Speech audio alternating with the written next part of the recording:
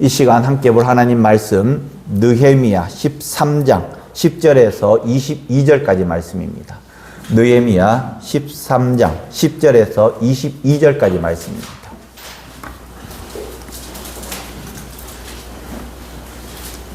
(747페이지에) 있습니다.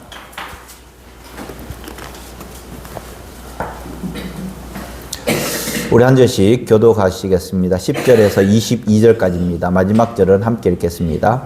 내가 또 알아본즉 레위 사람들이 받을 몫을 주지 아니하였으므로 그 직무를 행하는 레위 사람들과 노래하는 자들이 각각 자기 밭으로 도망하였기로 내가 모든 민장들을 꾸짖어 이르기를 하나님의 전이 어찌하여 버림바 되었느냐 하고 곧 레위 사람을 불러모아 다시 제자리에 세웠더니 이에 온 유다가 곡식과 새 포도주와 기름을 11조를 가져다가 곡간에 드림으로 내가 제사장 살레마와 서기관 사도가 레위 사람 그다야를 전포지기로 삼고 마단의 총자 사기야를 하나님의 먹음으로 삼았나니 이는 그들이 충직한 자로 인정됨이라. 그 직분은 형제들에게 분배하는 일이었느니라. 내 하나님이여 이 일로 말미암아 나를 기억하옵소서. 내 하나님의 전과 그 모든 직무를 위하여 내가 행한 선한 일을 도말하지 마옵소서. 그때 내가 본즉 유다에서 어떤 사람이 안식일에 술들을 받고 곡식을 나게 실어 원만하여 포도주와 포도와 무화과와 여러 가지 짐을 지고 안식일에 예루살렘에 들어와서 음식물을 팔기로 그날에 내가 경계하였고 또 두로 사람이 예루살렘에 살며 물고기와 각양 물건을 가져다가 안식일에 예루살렘에서도 유다 자손에게 팔기로 내가 유다의 모든 기민들을 꾸짖어 그들에게 이르기를 너희가 어찌 이 악을 행하여 안식일을 만나냐. 너희 조상들이 이같이 행하지 아니하였느냐. 그래서 우리 하나님이 이 모든 재앙을 우리와 이 성읍에 내리신 것이 아니냐. 그럼에도 불구하고 너희가 안식일을 범하여 진노가 이스라엘에게 더욱 심하게 임하도록 하는도다 하고 안식일 전 예루살렘 산문이 어두워질 때 내가 성문을 닫고 안식일이 지나기 전에 열지나가야 하고 나를 따르는 종자단체를 성문마다 세워 안식일은 아무 짐도 들어오지 못하게 하였으므로 장사꾼들과 각양 물건 파는 자들이 한두 번 예루살렘 성 밖에서 잠으로 내가 너희에게 경계하여 이르기를 너희가 어찌하여 성 밑에서 자느냐. 다시 이같이 하면 내가 자리라 하였더니 그 후부터는 안식일에 그들이 다시 오지 아니하였다. 같이 읽겠습니다. 내가 또 레위 사람들에게 몸을 정결하게 하고 와서 성문을 지켜서 안식일을 거룩하게 하라 하였느니라. 내 하나님이여 나를 위하여 이 일도 기억하옵소서. 주의 크신 은혜대로 나를 아끼시옵소서. 아멘. 할렐루야. 예, 이 시간 이 자리에 나와서 함께 예배드리는 우리 사랑하는 성도들 주님의 이름으로 축복합니다. 모든 성도님들 가정에, 특별히 이 자리에 나와 있는 우리 성도님들 가정에 하나님의 크신 은혜와 또 응답하심이 함께하기를 주님의 이름으로 축원합니다. 중동 지역에 우화가 있습니다. 이야기죠. 이야기가 있는데 이런 이야기가 있습니다. 사막을 여행하였습니다.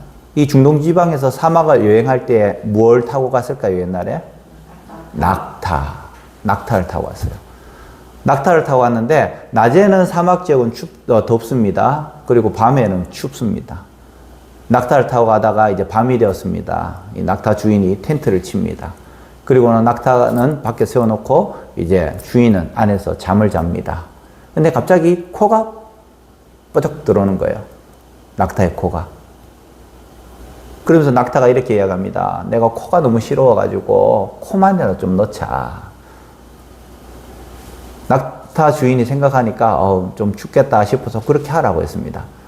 조금 있으니까 이제 머리가 훅 들어오는 거예요. 텐트 안으로. 왜 그랬냐 물어보니까 귀가 시려워서 안 되겠다고. 그래서 머리만 좀 넣자고 했습니다. 한참 있으니까 이제는 앞다리가 딱 들어오는 거예요. 왜 그러냐 그러니까 앞다리를 무릎을 꿇고 있으니까 무릎이 아파서 안 되겠다고. 무릎을 좀 펴야 되겠다고. 그래서 앞다리를 넣었다라는 것입니다. 그걸 한참 있는데 이제는 몸이 다 들어오는 거예요. 왜 그러냐고. 그러니까 이 낙타가 내가 이 앞다리를 넣으니까 텐트가 위로 올라가가지고 이 찬바람이 들어온다고. 그래서 내가 좀 들어가야 되겠다고. 그래서 낙타가 들어온 거예요. 낙타가 텐트 안에 들어오니까 텐트가 꽉 차가지고 결국에는 주인이 밖에서 잤다라는 그런 이야기입니다. 주인이 밖으로 밀려나게 된 그 원인이 무엇이었습니까? 처음에 하나, 콧잔등이 시려워서. 낙타가 추위를 타면 얼마나 타겠습니까? 그게 단련된 낙타인데. 근데 콧잔등이 시려워서 코만 넣자, 얼굴만 넣자, 발만 넣자. 그리고 결국에는 몸이 다 들어오게 되었다는 것입니다. 이 이야기는 우리의 신앙생활에도 적용이 됩니다. 아주 작은 세상의 탐욕, 욕심, 부정, 이 죄의 유혹이 결국에는 낙타의 콧장등처럼 서서히 교회와 성도들의 가정에 들어와서 결국에는 그들이 우리를 밀어내어 버린다는 것입니다. 그래서 우리는 이 콧잔등이 들어오는 것을 막아야 한다는 것입니다. 오늘 계속되는 이 느헤미야의 개혁을 보고 있습니다. 오늘 이제 마지막 시간인데요. 성벽을 복원한 후에 느헤미야는 12년 동안이나 총독으로 있었습니다. 녹을 받지 않았다는 거, 월급을 받지 않았다는 겁니다. 그리고 12년 동안 봉사를 하다가 임기가 끝나고 다시 바사 제국으로 다녀갔습니다. 그리고는 왕의 허락을 받고 다시 돌아오니까 그 짧은 찰나의 순간에 왔다 갔다 해서 한 석 달? 또 거기에서 좀 쉬었겠죠? 짧게는 석 달, 많게는 1년도 안 되는 그 순간에 다시 회귀했다라는 것을 오늘 보여주고 있습니다. 돌아와 보니까 이 느헤미야가 깜짝 놀랄 일이 있었습니다. 성전 관리를 책임지는 대제사장 이 엘리야십이 성경 창고를 내어줬는데 누구한테 내어줬느냐? 암몬 사람 도비아에게 내어줬어요. 지난주에 우리 살펴봤죠? 자, 성전에 들어오지 못하는 두 지파가 있습니다. 어느 족속입니까? 암몬과 모압 족속. 암몬과 모압 족속은 총회에 들어오지 못한다. 그렇게 성경은 기록하고 있습니다. 그럼에도 불구하고 이 대제사장 엘리야십은 성전 창고를 이 암몬 사람에게 내어줬다는 겁니다. 암몬 사람 도비아가 누구냐? 느헤미야 귀환 후에 성벽을 쌓을 그때에 사마리아 총독 산발랏하고 같이 이 성벽 재건하는 것을 방해했던 사람이에요. 조롱도 했습니다. 그런데 이 제사장 엘리야스 어떻게 했습니까? 그의 방까지 내어줬다라는 것입니다. 이 도비아는 이스라엘의 유지들과 사돈 관계를 맺었습니다. 누구와 결혼을 하고 누구의 사위가 되고 이런 사돈 관계를 맺었다는 것입니다. 정치적인 영향력도 굉장히 많았어요. 그렇기 때문에 이 엘리야십도 이 성전에 있는 방을 내어 주었다는 것입니다. 이것을 본 느헤미야가 크게 분노했다고 지난주에 말씀드렸습니다. 그리고 그것을 보고 난 다음에 이 도비아의 방에 있는 모든 물건을 밖으로 내 던졌다고 했습니다. 그리고 성전의 각종 가구들, 기구들 다시 집어넣었다. 그리고 곡식과 재물과 분향 재료들을 다시 그 방으로 옮겨 놓았다고 그렇게 말씀합니다. 자, 우리는 어땠습니까? 하나님 앞에서 잘못되었다라고 생각하는 그때에 우리는 모든 것을 엎을 수 있느냐? 지금까지 잘못해왔던 것을 한꺼번에 엎어서 다시 기경을 할 수 있느냐? 우리는 그렇지 못하는 모습이 있습니다. 이스라엘 백성들은 150년, 길게는 170년, 180년 동안에 바벨론 포로 생활을 했습니다. 그리고 나라가 바뀌고 바사 제국, 페르시아 제국이 생기고 난 다음에 이제는 귀환을 하게 되었던 거예요.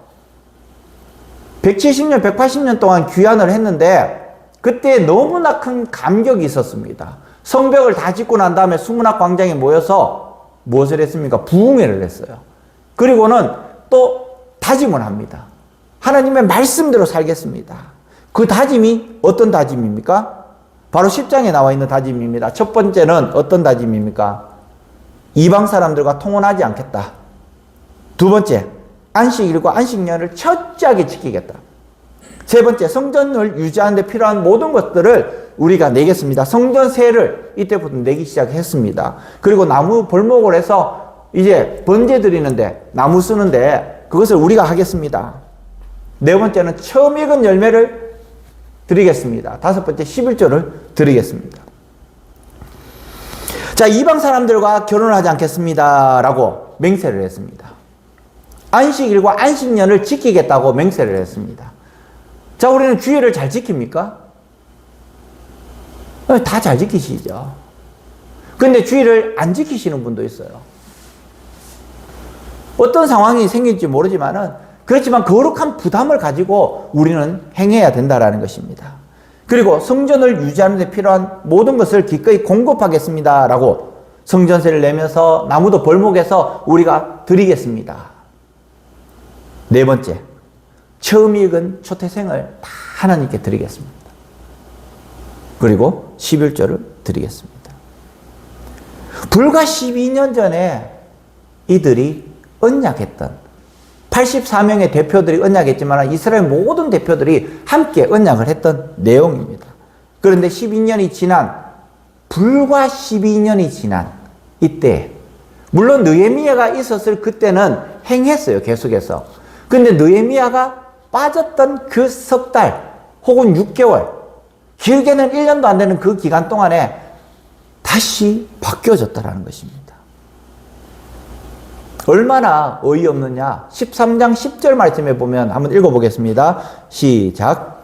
내가 또 알아본즉 레위 사람들이 받을 몫을 주지 아니하였으므로 그 직무를 행하는 레위 사람들과 노래하는 자들이 각각 자기 밭으로 도망하였기로. 아멘. 자, 무엇을 안 줬다고요?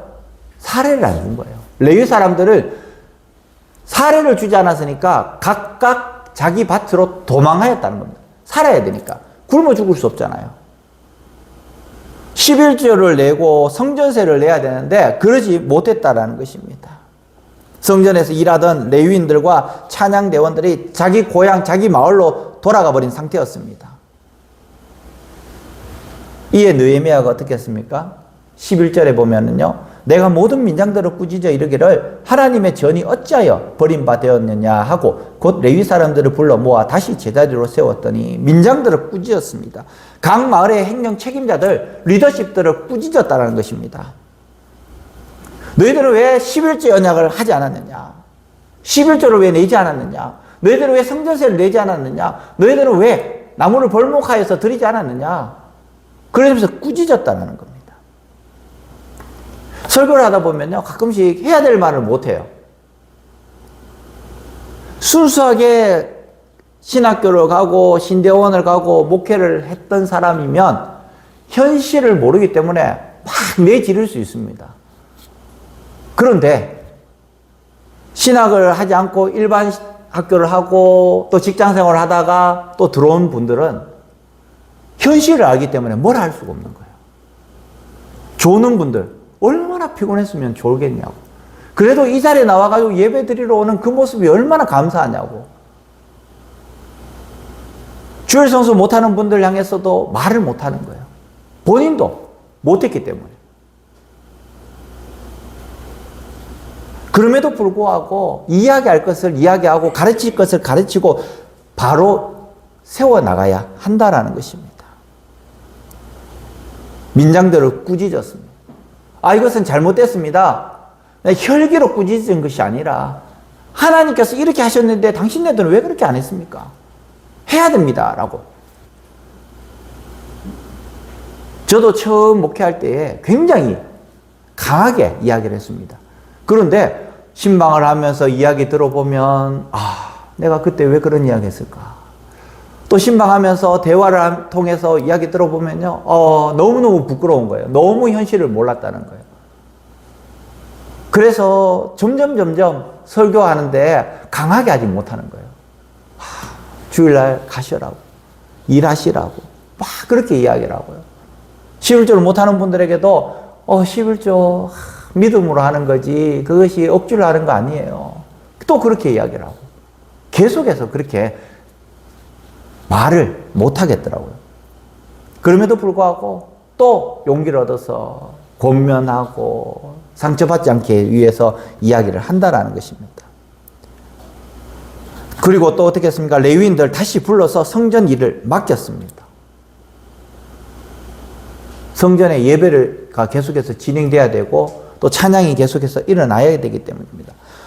또 무엇을 꾸짖었느냐? 15절 말씀에 보면은 이런 이야기를 하고 있습니다. 13장 15절 말씀 한번 읽어보겠습니다. 시작. 그때에 내가 본즉 유다에서 어떤 사람이 안식일에 술틀을 밟고 곡식단을 나귀에 실어 운반하며 포도주와 포도와 무화과와 여러 가지 짐을 치고 안식일에 예루살렘에 들어와서 음식을 팔기로 그날에 내가 경계하였고. 아멘. 1차 경고했다는 겁니다. 안식일을 거룩하게 지키고 안식년을 거룩하게 지키겠다고 약속을 했는데, 그런데 안식일에 술틀을 밟고 물건을 팔고 있는 그 모습 1차 경고했습니다. 그럼에도 불구하고 계속해서 그것을 했다라는 것입니다. 느헤미야는 안식일에 어떤 노동도 했어도 안 되는데, 그런데 어떻게 했습니까? 노동을 하고 있는 그 사람들을 향해서 경고하고, 그럼에도 불구하고 계속해서 그런 일을 또 하고 있는 그 사람들을 향해서 그 다음에 어떻게 했습니까? 성문을 닫아버렸습니다. 성문. 처음에는 이 사람들이 이렇게 생각을 합니다. 에이, 한 번, 두 번 경고하고 또 다시 성문을 열어주겠지.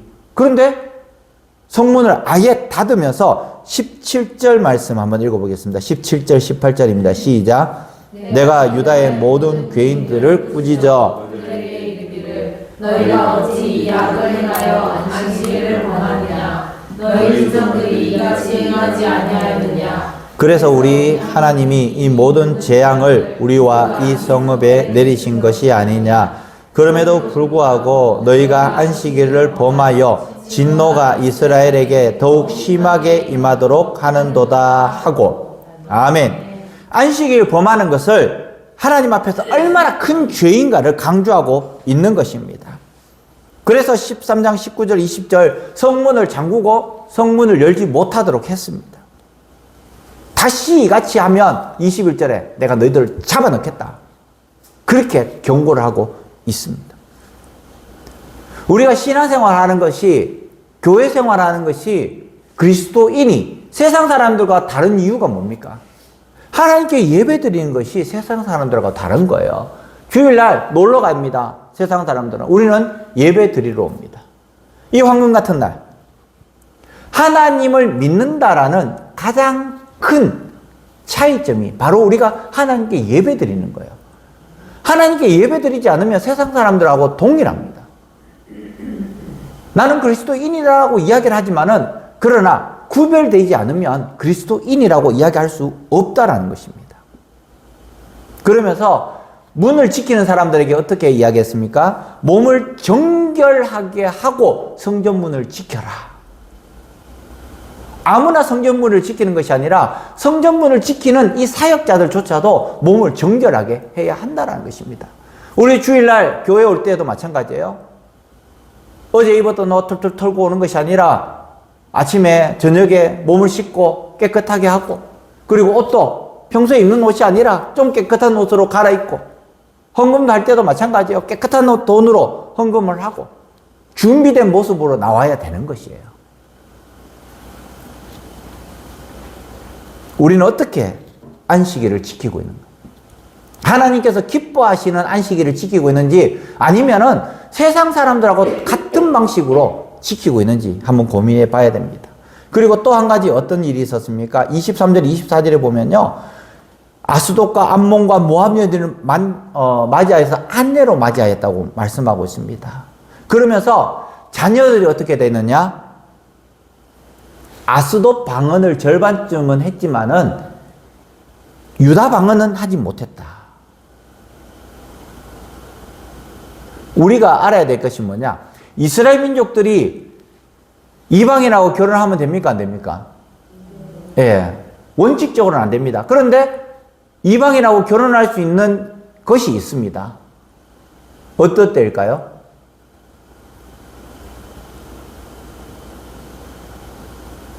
그들이 이방인의 법을 따르지 아니하고, 즉 이방 여인이 그들의 법을 따르지 아니하고 그들의 우상을 섬기지 아니하고 나는 하나님만 섬기겠습니다 라고 결심하면 그때는 결혼할 수 있습니다.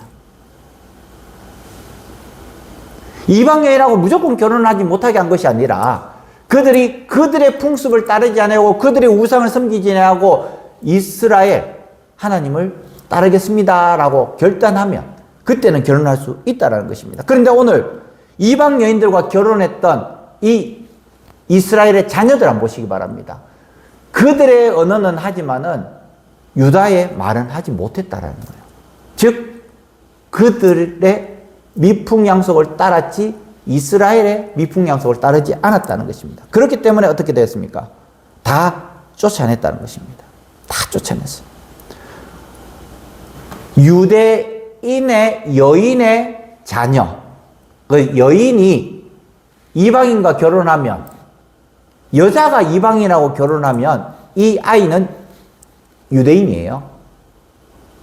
남자가 중요한 것이 아니에요. 여자가 중요한 거예요. 아주 중요한 겁니다.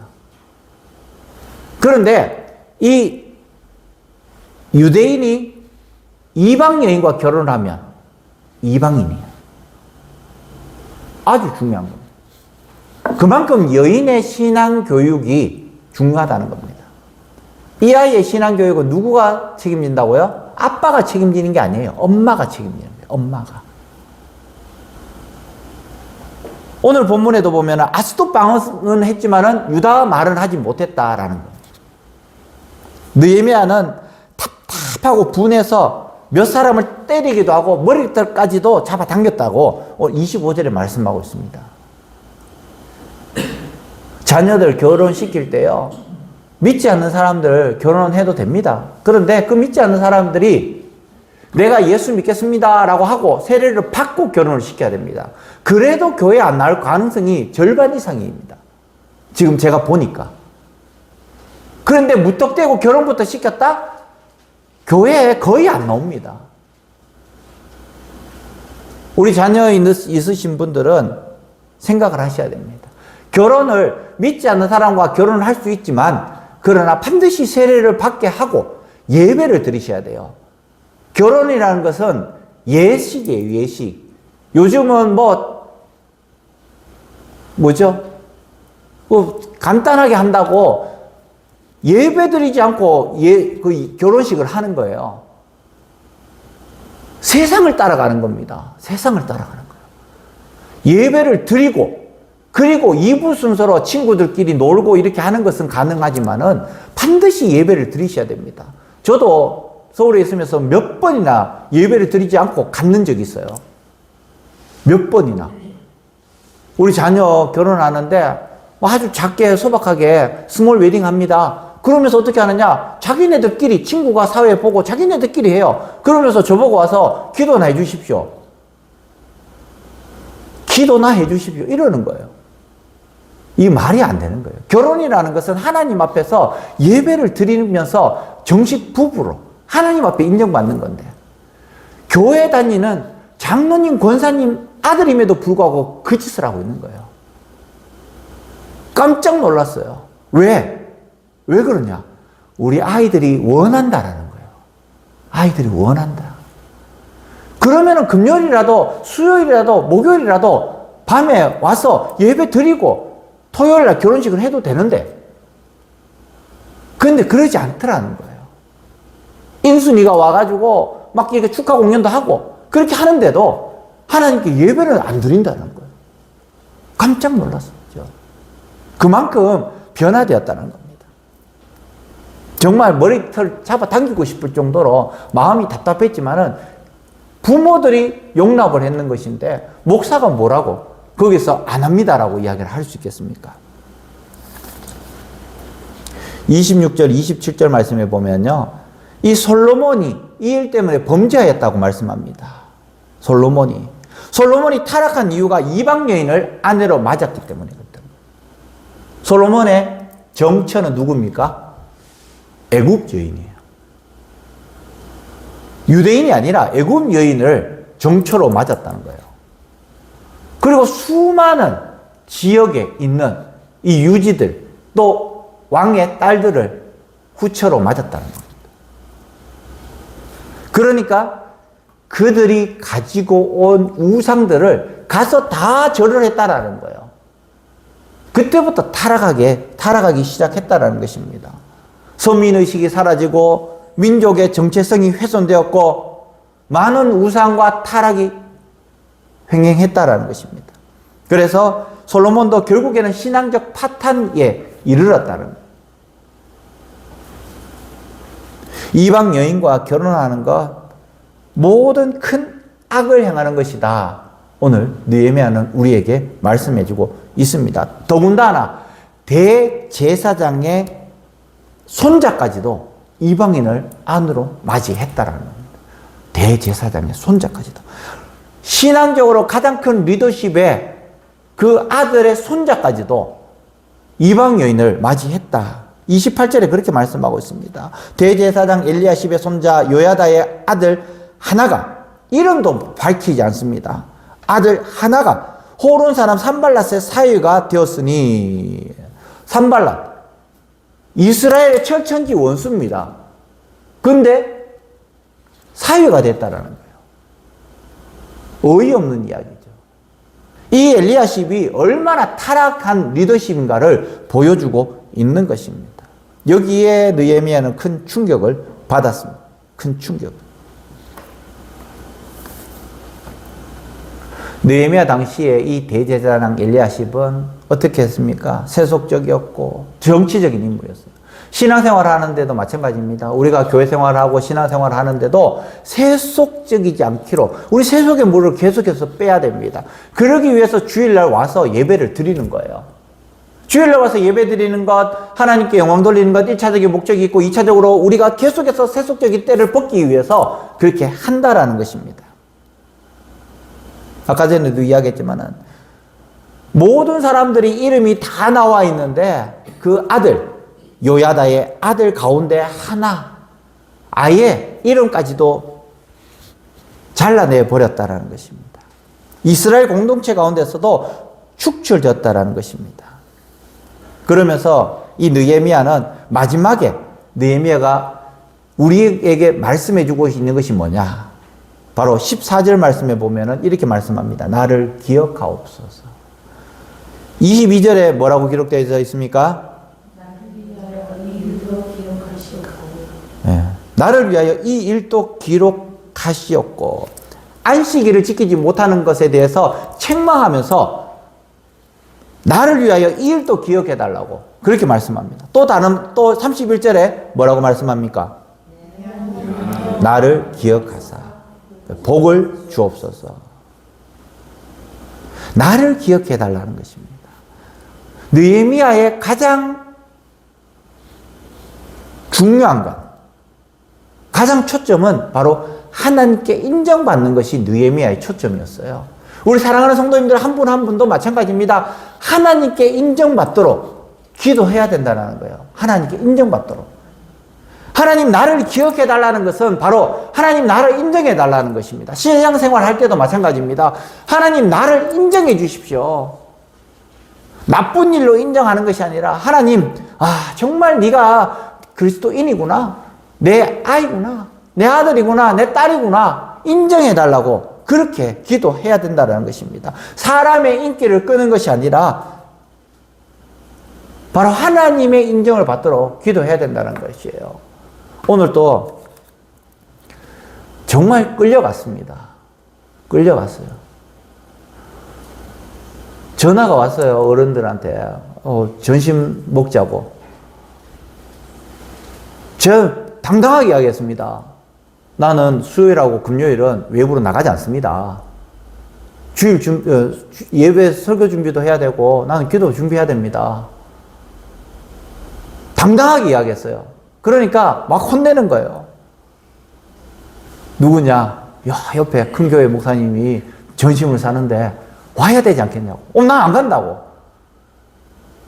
근데 우리 원로 목사님이 같이 가시니까 어쩔 수 없이 가긴 갔는데요. 당당하게 다음에는 나 정말 이렇게 못 간다. 수요일 금요일은 난 진짜 못 간다. 내가 교회 우선이지 이렇게 친교가 우선이 될 수 없다. 하려면 화요일이나 목요일 날 해라. 저는 그렇게 이야기했어요. 어른들 앞에서 제가 이야기할 수 있겠지만 그럼에도 불구하고 저는 안 간다고 이야기했어요. 물론 권 목사님 몸이 좀 편찮으셔서 못 갔지만은 사람들의 인기를 끌려면 가야 돼요. 어느 교회에 뭐 하니까 오라고.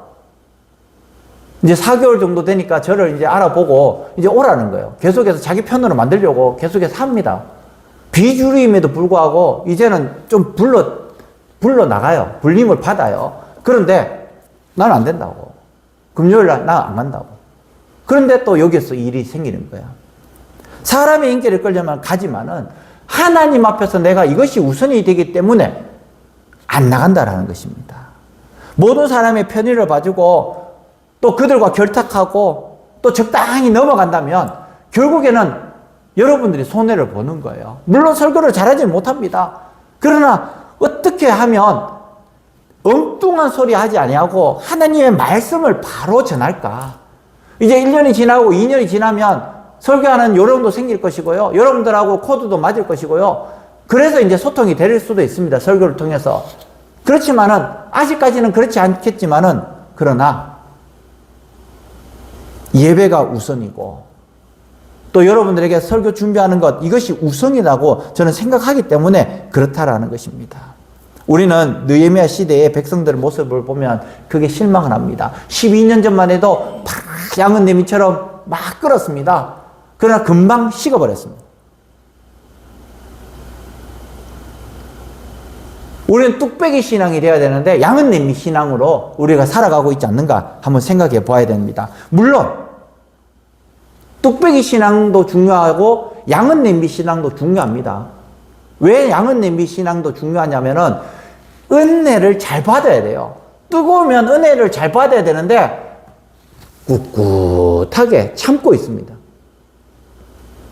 찬양할 때도 박수 치면서 찬양해야 되는데 박수 치는 건지 안 치는 건지 이런 박수도 있어요. 이런 박수. 이게 어떻게 박수인지 몰라도 이렇게 박수 치고 있어요. 은혜 받을 때도 잘 받아야 되고 또 뚝배기처럼 오래 지속할 수 있어야 한다는 것입니다. 그럴 때에 하나님께서 우리에게 이런 말씀을 하십니다. 잘하였다. 충성된 종아. 우리가 신앙생활을 할 때 오직 하나님만을 바라보면서 신앙생활을 해야 되는데 오늘 이 느헤미야와 같이 나에게 손해가 오더라도 하나님이 제일입니다.